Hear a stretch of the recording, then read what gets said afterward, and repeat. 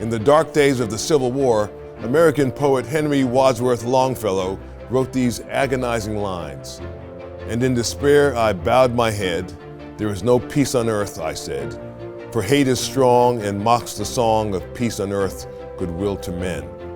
But he didn't end it there. Wadsworth continued, "Then pealed the bells more loud and deep. God is not dead, nor doth he sleep. The wrong shall fail, the right prevail, with peace on earth, goodwill to men." Tonight, we'll go to Israel to find hope in the midst of tragedy. Don't miss it.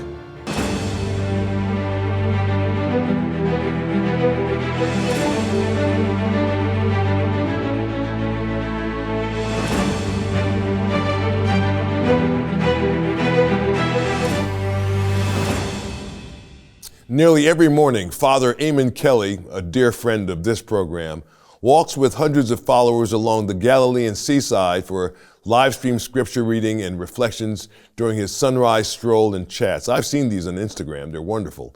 You've met him before as he shared with us his work in archaeology and hospitality at a beautiful seaside resort in the town of Magdala, Israel. But when the unspeakable happened and some 1,300 Israeli citizens were slaughtered in a surprise terrorist attack, the cheerful morning strolls seemed to take on new meaning. Hundreds more joined, looking to Father Kelly to make sense of these events. Tonight, we're honored to have our friend Eamon Kelly with us on State of Independence. Father Kelly, thanks for coming back on the show. I'm grateful, Joe, for inviting me for the opportunity to share a little bit here from the Sea of Galilee. Thank you, brother. How did you find out that Israel was under attack, and where did your mind go when this happened? Well, I am here 17 years, so where did my mind go? I forget how I found out. I think people were sending me messages during the live stream on, I think it was Sunday morning. And then, because I don't follow news late at night, I'm praying, I go to bed, because I get up early for the live stream in the morning. And I hadn't been aware of what was going on. And I think most of the country was waking up to what was going on. So it was a big surprise, shock, dismay, horrendous happenings, atrocities, unspeakable atrocities. And so obviously, you know, I've been through 4 sessions like this already in the 17 years I'm here. So in a certain sense, also just reading the scriptures all through the biblical accounts, we see conflict after conflict after conflict. One of the places my mind is at now is, for the last century, we've often had a slogan or a motto, the war to end all wars. And the human problem is so endemic, it's so perpetual. And yet we believe in redemption because the redemption happens through all of this. And Jesus said, "My kingdom is not of this world." So we live in this world. We have to take care of the wounded, the grieving, the bereaved, the incredible surges of passions in the heart. And this is where God is. He is with us in this brokenness, in this difficulty, in the misery of fallen humanity. Since Cain killed Abel, so the history goes back that far. It goes back to the beginnings of humanity. And then how do we move forward is a big question, but we absolutely move forward with hope and not with despair. And we look at these negative things in a very, we're impressed by all the negativity, by the brutality, by the hatred, but it's amazing the good that happens no matter the circumstances in all of these things. I love that book of C.S. Lewis, The Screwtape Letters, and he very ably pointed out how saints were also being made in the wartime. And we have great memories in the Second World War of, in the midst of the horrendous horrors, we have Maximilian Kolbe, who stood up and said, "I will take that man's place in the concentration camp in Auschwitz." and there were 10 men being condemned to death for the escape of another prisoner in order to teach, to manipulate human solidarity in such a degree that nobody would try to escape because it would be bringing on himself the burden of another 10 prisoners being killed. And Maximilian Kolbe stood up and offered his life for that man. So I think there. Didn't you recently have that with who was it recently in your church who offered himself for the lives of innocent children who were? Yeah, well, actually, the Catholic, the equivalent of the Archbishop, the Catholic Patriarch of Jerusalem, and his newly appointed Cardinal, Pier Battista Pizzaballa, who's also a good friend. He's younger than me, actually, and he offered his life. He didn't say he offered his life. He offered himself in exchange for the freedom of the Israeli children. And I think that's a note. It's like ringing a bell with a different tone when there's a whole cacophony going on. It, in a certain sense, it shattered the psychological parameters. I'm not sure how many people would expect anything physical to come from this statement, but it was like a cry of humanity, that the dignity of the human being can rise to such heroic generosity, to such heroic self-giving and care. And I think this is, maybe we don't see it so dramatically expressed, but I was in 9/11 in New York. Oh, yes. I had a retreat planned that evening, actually very close to Times Square at the Church of the Holy Innocents on 37th and Broadway. And the impact of the good that happens when you see those firemen rushing in to ground zero. And this happens all over the world. Firemen do that. They lay down their lives. They put their lives at supreme risk, immediate, total risk to save lives. Yeah. And there are so many people on frontline service. So we have a culture of this. And then when we hear such a dramatic, in the dramatic context of war, then somebody, you wouldn't first of all think this would happen. And we're all taken by surprise by this offer. And in a certain sense, at this point, you don't need more gospel and scripture texts. What you have here is redeemed humanity standing up and making a statement that humanity, despite our terrible passions and hostilities, humanity is redeemable. You mentioned September 11th, that you were there in New York when that happened, and then obviously from your own homeland, from Ireland, what division and terrorism can look like. Can you help us understand what Israelis are feeling right now? I mean, how are they, the scale of their grief, how are they processing this? Well, it depends a lot on where everybody is. Every human being is unique. And for example, I was deeply touched by one dad. I must tell him that I'm saying these things because I've done a couple of media pieces already, and I've mentioned this also in my own live streams. But I would sense that he's agnostic, maybe atheist, and I don't. It doesn't matter. It's just he's speaking from raw humanity. He has two boys. They're 11 and almost 14, and he's helping them to process what they're receiving through you can't hide what's going on to that age group child. Maybe you could hide it from a 3-year-old or a 4-year-old. And I was so fascinated how this man wanted to shield them from hatred. And he wanted to protect them for the best in humanity. And that's one dad's reaction. And also he's pushed to the limit because this is such a dastardly happening. And then all the following escalation of war, which he himself would also completely repudiate.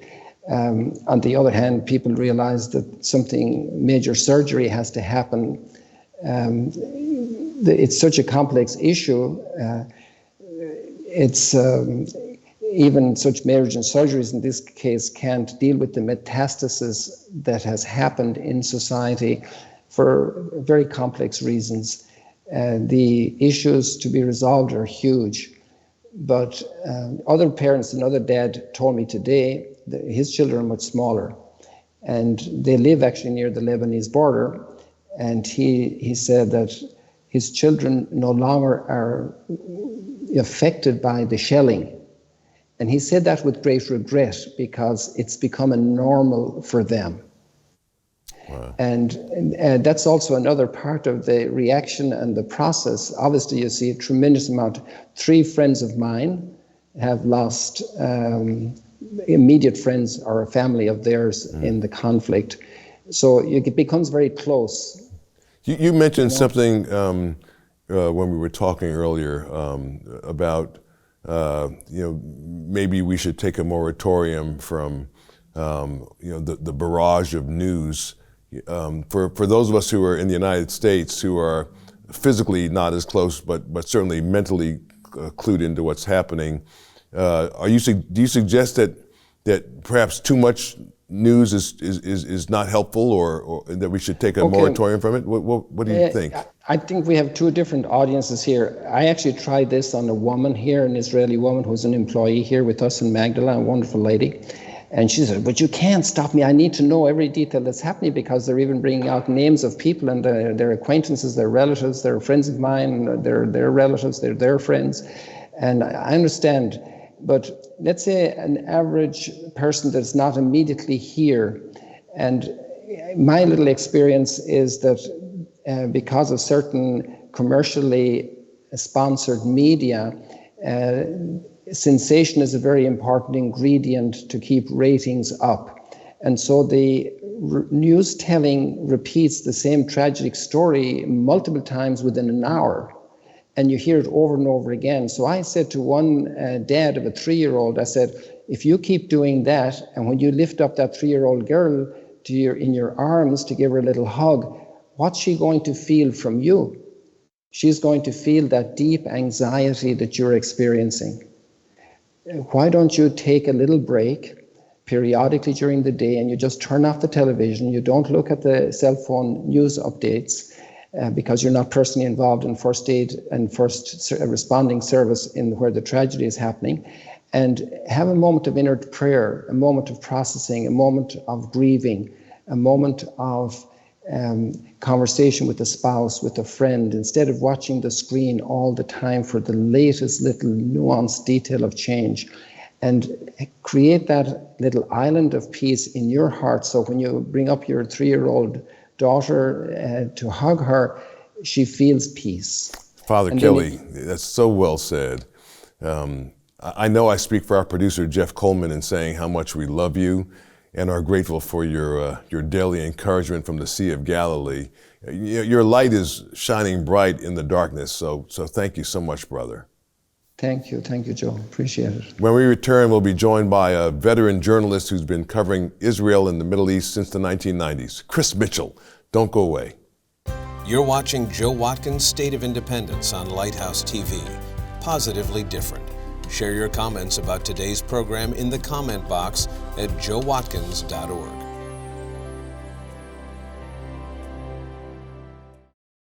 Well, tonight we're offering this special focus on the aftermath of the horrific October terrorist attacks on the state of Israel, something that's been called Israel's 9/11, or perhaps more accurately, their Pearl Harbor moment. We're joined by longtime journalist and bureau chief for CBN News Middle East desk, Chris Mitchell. Chris, thanks so much for agreeing to be on the program. Joe, great to be with you. Excellent. What's different about this moment in Israel's history, and what's it feeling like for you on the ground there? Well, like you said, it's Israel's 9/11, or it's Pearl Harbor. For those that have lived here in the land for the last 25 years or so, we've experienced a number of operations, you could call it. It's certainly not a war, for several days. There was a 2006 Second Lebanon War. We experienced that on the front lines, not too far from where Father Kelly is right now, up in Metula and Kiryat Shimona in the Galilee. In other operations in 2008-9, 2012, 14, and 2021. But those operations lasted for, 10 days, 11 days, several days. This seems like it's going to be a much broader, much deeper, much more serious, not only involving, Israel and Hamas and the Gaza Strip, but the whole region and the whole world for that matter, since President Biden visited here. And I would say the scale of the atrocity is just mind-boggling.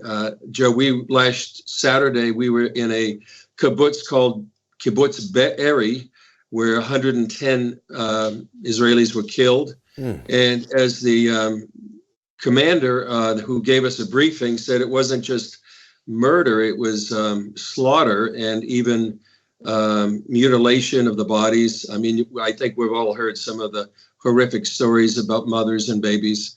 And then the next day we're in Sderot, which is on the border of Gaza Strip. And also we experienced what many people in Sderot have experienced for many, many years, maybe nearly 20 years, a rocket attack. So we had to all run into the bomb shelter, including the former UN ambassador for Israel to the UN and several other ambassadors. So the scale is hard to imagine.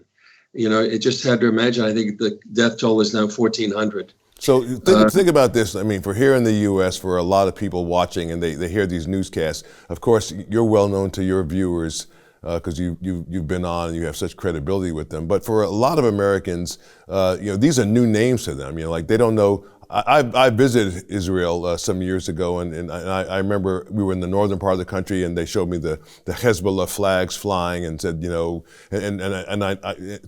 but for people who don't know what Hezbollah is or Hamas is, or for Islamic Jihad, could you, in a nutshell, kind of tell our viewers who they are and like what the threat that they pose to Israelis?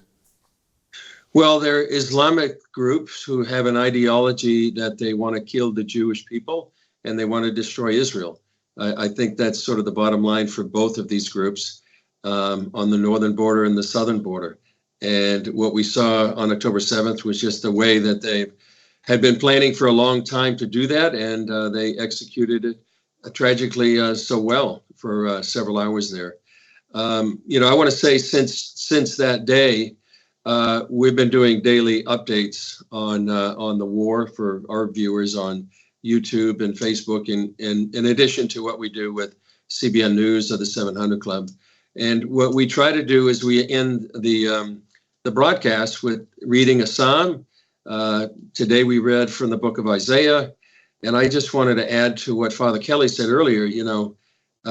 Try to bring a redemptive angle to the situation and a measure of hope. I love that poem that you read at the very beginning from Wordsworth. Even in the midst of a civil war that lasted so many years, there's hope. And I think in the midst of all the carnage, the atrocities, the horrible stories, and the continuing anguish of people who have either lost loved ones or even it almost feels worse sometimes when their loved ones are in captivity, and who knows what is being done to them. We need to hang on to our faith and what God can do even in the midst of so terrible and dark situations. So think about this. There are lots of Christian people who are watching this unfold in their televisions, in their living room or bedroom or wherever they're watching. And for many Christians, the question becomes what does this all mean, and how does this relate to Scripture and to biblical prophecy? You're in a unique position because not only are you a seasoned reporter and anchor from that part of the world for CBN, but likewise, besides reporting on what's happening, you're able to lend a biblical perspective to it all. What would you say to our viewers who are Christian people about what this means, or does this forecast where we are in terms of the world history, or is this yet another conflict and God's on the throne and we need not be mindful of what time it is? How does a Christian person process all this as they see this sadness unfolding, and they're also remaining hopeful, but they see it unfolding? What are Christians to believe? Well, I think it's a signpost, Joe. I think when Jesus gave his Olivet discourse on the Mount of Olives, and his disciples asked him, "What are the signs of the times at the end of the age?" And I believe we're in that time where he talked about wars and rumors of wars and nation rising up against nation. We've We had earthquakes in various places. In the last several months, I've just covered an earthquake in Turkey and an earthquake in Morocco. And so I also at that time, Jesus said, look up, for your redemption draweth nigh. And I think throughout this time, we need to keep our eyes fixed on Jesus, the author and the finisher of our faith. And I think if we are in those end times, it also says, believe in the book of Chronicles, the sons of Issachar, one of the tribes of Israel, they understood the times and they knew what to do. And so I think as Christians, we should be informed, we should be educated, aware of what's happening, but not fall into the trap, as Father Kelly said, watching the news over and over and over. It really does have a negative impact, but to learn what's going on, and I think and take it in a redemptive way. And what can you do practically? Certainly, you can pray for the peace of Jerusalem, and then ask the Lord, what can you do practically? What does that mean? Does it mean, for example, since Jews are certainly a target now, not only in Israel but around the world, call up a Jewish friend and encourage them, tell them you're praying with them or standing with them, or visit a synagogue and tell them the same thing. Or what can you do in a political sense that may be redemptive? So I think, we don't need to look at the times in a clinical way. This is what's happening, so we'll just continue our lives, but be compassionate. This is time to help, in times of need, like it's an earthquake, or even now in this tragedy here in Israel, find a way maybe you can help. I just, not to plug CBN, but CBN Israel is doing what they can to help people. I know Father Kelly is doing the same at Magdala, and there are practical ways we can help during this time. Yeah, the Christian population in Israel is relatively small, as I understand it, but there also are Christian people who are fighting right now, serving in the IDF. And I'm just wondering, and I know a lot of our viewers are, what's it like for somebody who's a Christian right now in Israel? I mean, what's the climate like? How are people who are Christians viewed there? Well, it depends where you are. We just did a story before the war began about, there are some, I guess you could say, points of friction sometimes in the old city between Orthodox Jews and Christians. That is one thing that happens, but there are Christians, many Arab Christians in the Galilee, in Nazareth. And I guess it would depend on where you are and what your situation is. There are many also Messianic believers, the Jews who believe that Jesus is the Messiah. Many of them serve in the IDF, and they worship here throughout the land. Are they ostracized by other Jews for their belief in Jesus? Just curious. The Messianic Jews? At times they are, yes. But I think on the whole, and I this is a testimony of a Messianic believer that says, when you get to know people one-on-one, from her experience, they think much differently of you when they understand who you are and where you're coming from. That wouldn't work for everyone, but I think that can work as long as when they get to know each other and realize they're not demonized. Yeah. Tell me, do you talk to Palestinians over there as well to get a sense of? I know that not all Palestinians support. Obviously, many of them do not support Hamas, but Hamas controls there in the southern region. Do you get to talk to them too? Well, sometimes I think an important lesson to learn about the Palestinian people is that I think the tragedy has been the indoctrination over maybe a generation. I recommend a particular website called the Palestinian Media Watch. I've known its founder, Itamar Marcus, for many years. In fact, before I moved here, we did a story on that. And sometimes the incessant incitement to, kill the Jews, or the whole land is ours and the Jews don't belong here. I think that has infected a generation of Palestinians. I think that's tragic. We did a report not too long ago in the city of Jenin where many of the young men there, their goal was to join one of the terror groups, for they could get paid, and they felt like they were doing something honorable. And tragically, so many of them die. And would to God they were lawyers or doctors or teachers, plumbers, but sometimes this it seems like a culture of hate and death, which we see and have just seen play out in tragically along the Gaza border by Hamas, that have also been in control of the Gaza Strip since 2007. And really have indoctrinated a whole generation there, and it's a real tragedy. Well, Chris, thank you so much for your insight and for being a voice of reason and calm during troubled times. You certainly have one of the most consequential assignments in the news. It was a privilege having you on the program. I hope you'll come back. I'd love to come back, Joe. Privileged to be here. Thanks so much. I'll be right back with our great producer, Jeff Coleman. Learn more about Joe Watkins and the mission of this program at joewatkins.net. And tell Joe what you thought about today's program in the comment box. And now let's talk to our great producer, Jeff Coleman. I've been communicating through this whole process with friends in Israel, and one of them You just went there. Yeah, about a year ago, and one of them is a reservist in the IDF, been called up, and he told me last week. He said, "Look, I don't hate Muslims, I don't hate Palestinians. I just really don't know them." And I think one of the consequences of ideologies that separate people and teach people to hate is that you're not eating with them, you're not going to the restaurant with them, you're not seeing movies with people, you're not going to concerts together, you're not experiencing life together. So that creates this fertile ground for ideologies that are dangerous to creep in and say, hey, they don't belong here, they don't belong here.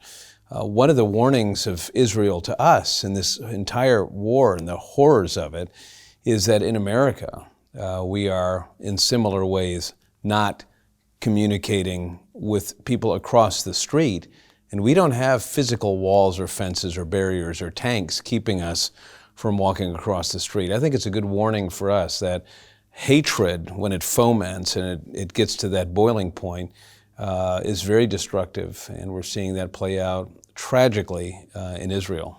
Very well said. Very, very well said. Well, before you turn in for the night, pray for Father Kelly and his work in Magdala, and include Chris Mitchell in those prayers as well. Sometimes watching the news can make events seem distant and remote, but tonight's guests made the world feel a little smaller. As always, we welcome your comments in the comment box at joewatkins.org. For Jeff Coleman and the production team here at Lighthouse TV, I'm Joe Watkins. From America's first capital, Philadelphia, thanks so much for welcoming us into your home. God willing, I'll see you next week. So how are the rest of your friends doing that you met in Israel? They're all, everyone I know has survived. Miraculous, the lady that we saw, Hen Abraham, who took us to run her. Joe Watkins' State of Independence is a production of Lighthouse TV, positively different. Made possible in part because of the support of viewers like you.